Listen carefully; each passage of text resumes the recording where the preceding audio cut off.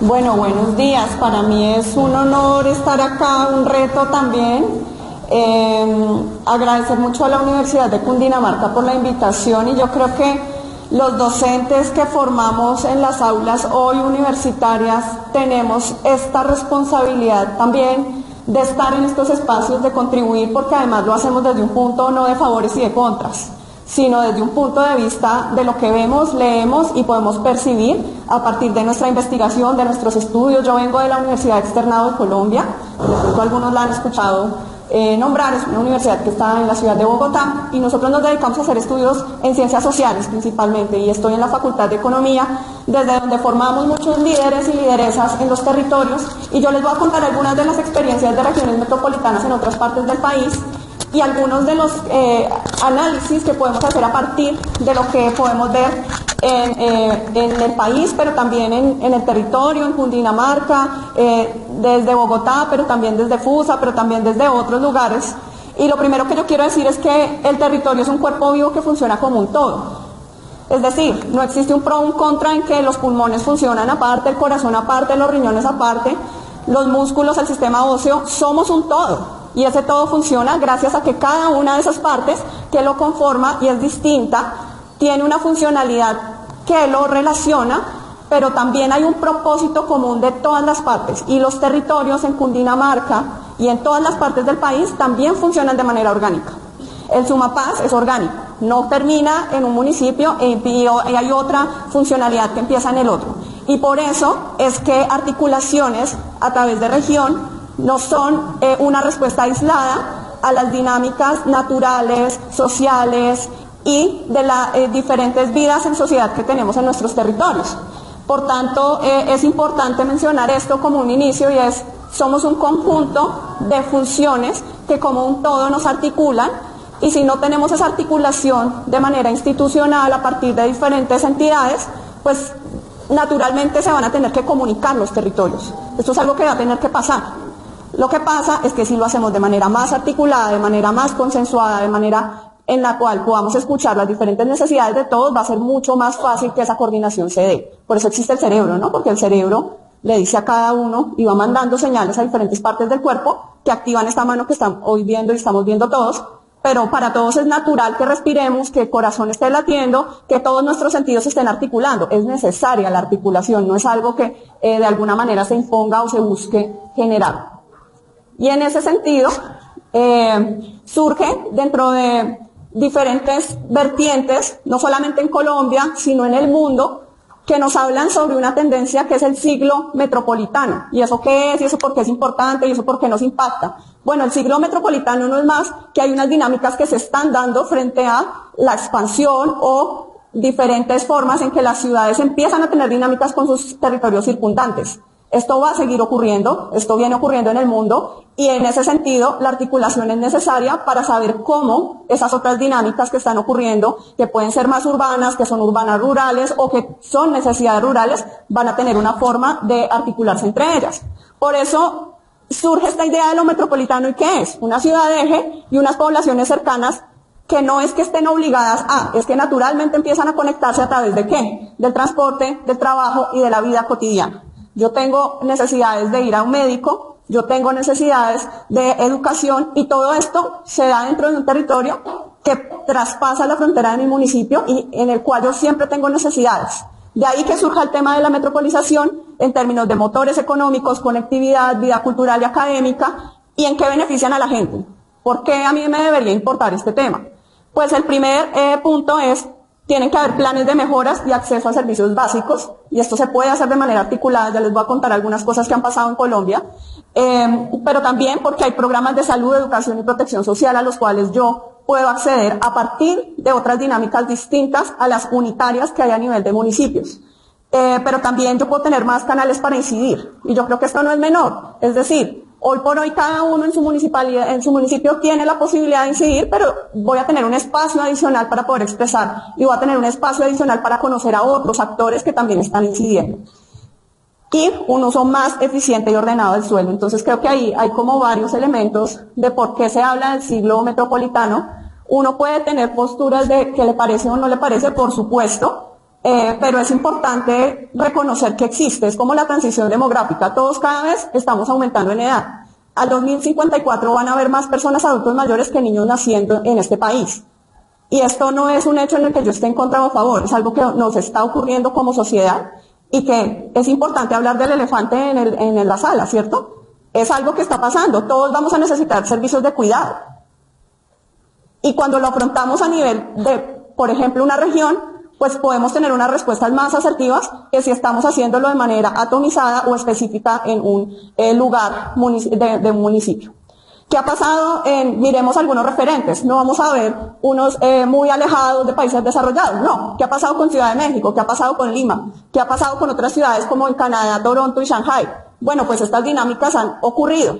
Pero si alguno ha tenido de pronto la posibilidad de visitar alguna de estas ciudades, naturalmente hay transporte, naturalmente hay unas dinámicas de conectividad, pero también hay unos servicios asociados a esas regiones, en términos de turismo, en términos de conectividad de la población, en términos de educación. Es decir, esto ha venido ocurriendo y estamos hablando que para el caso de Ciudad de México, por ejemplo, agrupa una gran cantidad de municipios e incluso sobrepasa el Valle de México para integrar otros territorios. Al 2025, a este año, el área metropolitana de Lima ocupaba 11.7 millones de habitantes distribuidos en 6 zonas, también con las mismas características.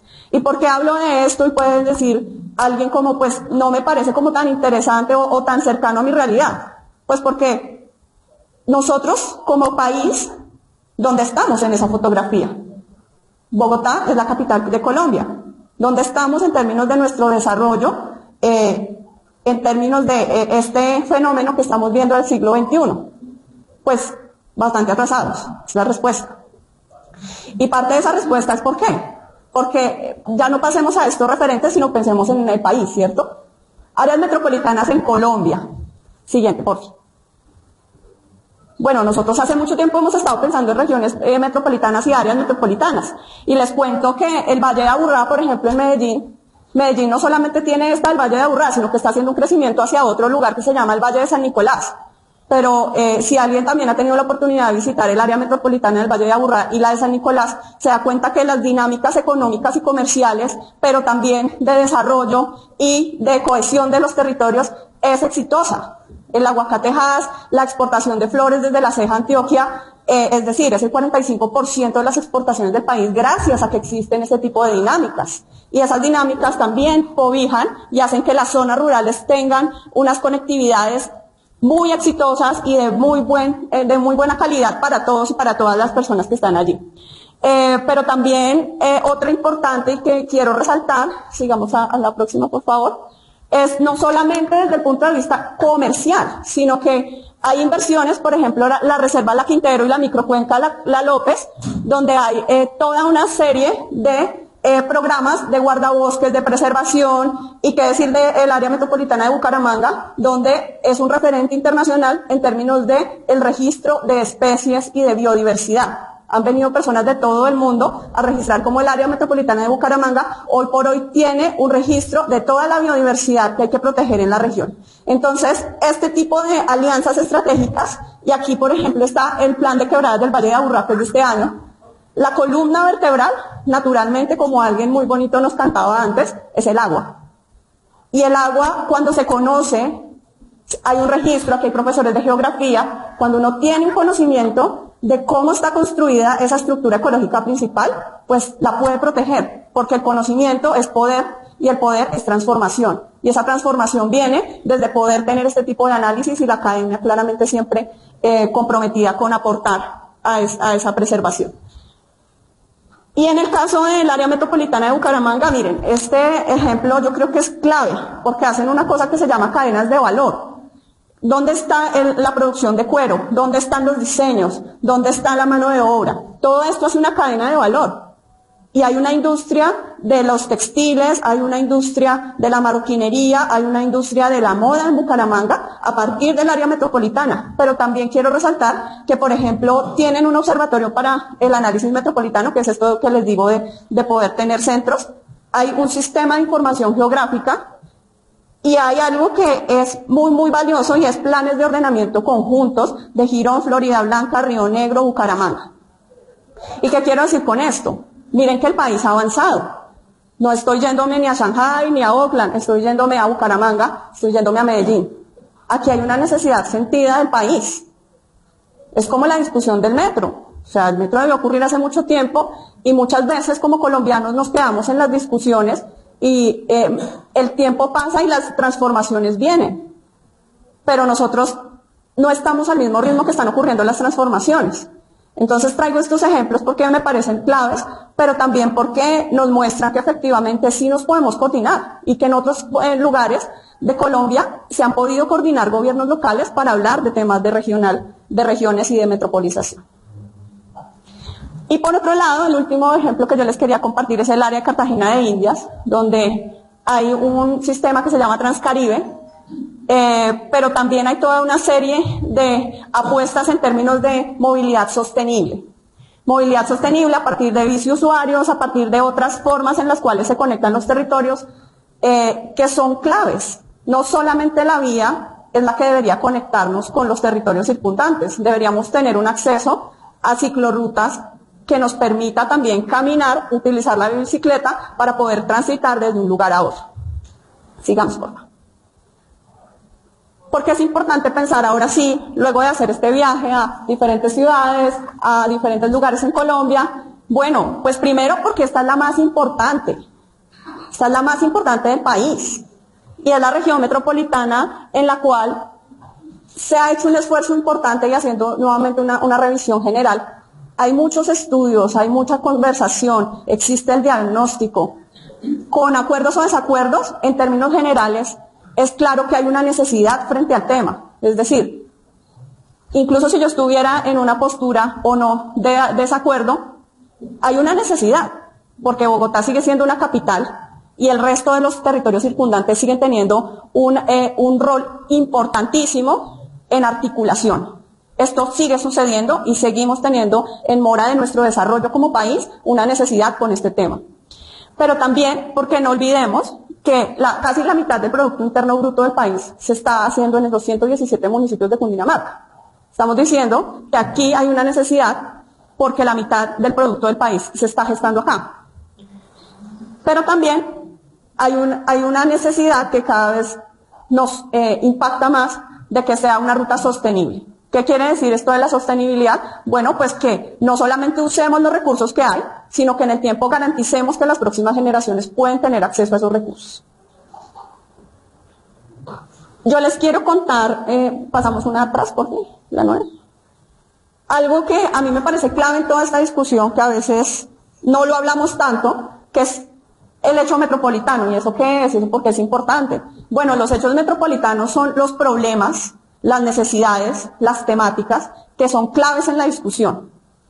Y para Bogotá región, Cundinamarca, se han establecido unos que para mí son bien importantes.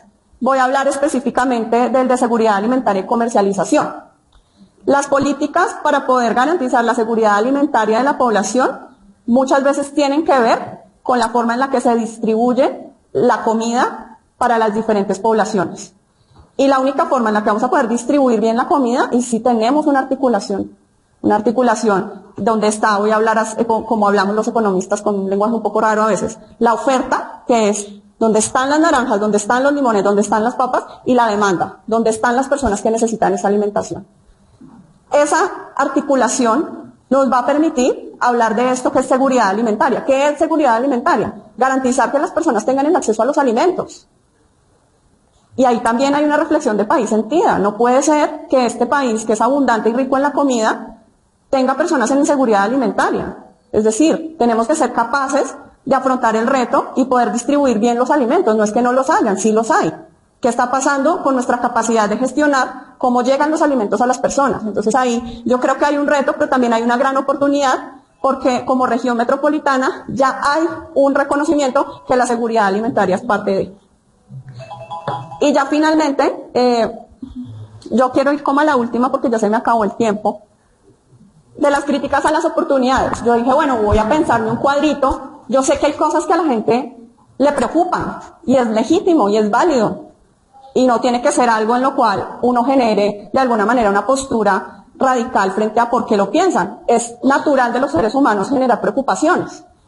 Escasa autonomía en la toma de decisiones. Bueno, pues yo quiero contarles en un ejercicio más bien de información que esa falta de autonomía no existe porque precisamente la figura de la región metropolitana busca darle voz y voto a cada uno de los actores que están dentro de la región.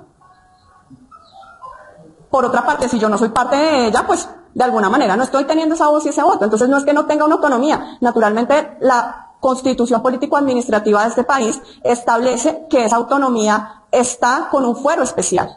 Y no se va ningún tipo de normatividad adicional puede en contra de ese orden constitucional. Lo que sí podemos hacer es lograr más capacidad para actuar con rapidez y eficacia. Poca participación de la ciudadanía, pues hay que fortalecer, abrir más espacios. Por eso esto que estamos haciendo el día de hoy hace parte de construcción ciudadana y de construcción de país. Podemos hacerlo y hay todas las herramientas para poder hacerlo. Limitación en la capacidad de gestión, todo lo contrario. Hay unas oportunidades de poder incluso, pensemos municipios de categoría 6, ¿cierto? Como es el caso de Tibacuy. Hay muchas restricciones presupuestales. Si nos aliamos en términos de este tipo de figuras, pues claramente hay otras oportunidades en términos de gestión.